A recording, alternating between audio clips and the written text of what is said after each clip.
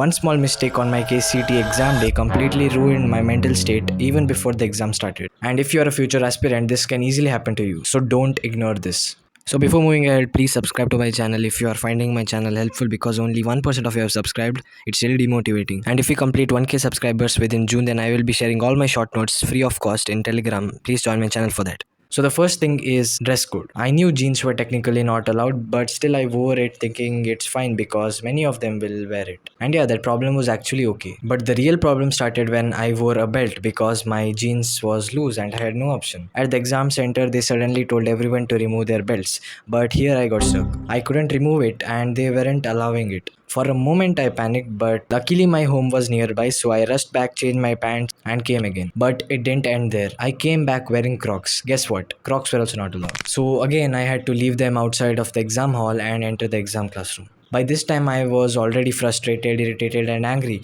Like, how the hell could a belt and a Crocs be related to cheating in a KCET exam? And it wasn't just me. Some of my friends were even told to remove their religious threats. But luckily, I got saved because they didn't see mine. And this is where the real damage happens. Not the rules, but your mindset gets disturbed. So, rule number one is follow your dress code properly. Even if others are not following, you have to follow it. Just play safe and protect your mental peace before your exam. Now, the second mistake, time management. In mocks, I was not managing time properly, so in the actual exam, I went with the mindset of 60 questions, 60 minutes. That sounds good, but what happened to me was I started rushing too much in the actual exam. In the physics and chemistry paper, I finished the exam 5 to 10 minutes early itself. That means I could have slowed down and improved my accuracy over there. So the lesson here is keep that 60 minute, 60 question mindset, but don't rush blindly. Balance speed with accuracy. Third thing is last moment studying habit. I always had a habit of stuffing things till the last moment, but in the exam center, which was my own college itself, they made us to sit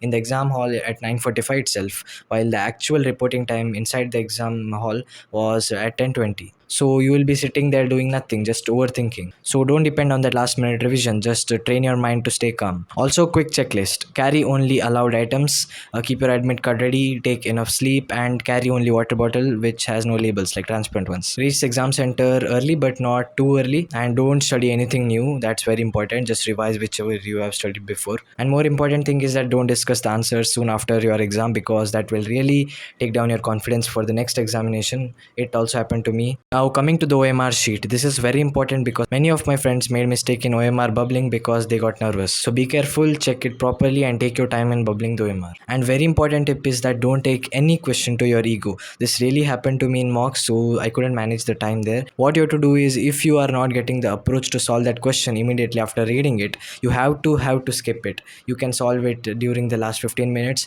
but don't take it to your ego. You can just solve the easy questions at first. And if you have no idea how to solve that question, you can use smart elimination options, and various methods are there. You already know various Tuka strategy videos are there on YouTube.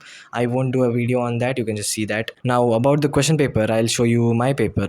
And you should know that there are multiple sets. There are around 16 sets, A1 to D4, and I have got C3 in each exam. Questions are the same, but just it's jumbled. And don't expect extra rough sheets also. You have to solve everything in the given space itself. See, you can solve it either in this side in the Kannada section, or there is a space for rough work also, but I have solved here only. This is my chemistry paper. If you want, you can read the instructions. As you know, it will be sealed, and you can only open when there is last 70 minutes left, and you will get 70 minutes to solve.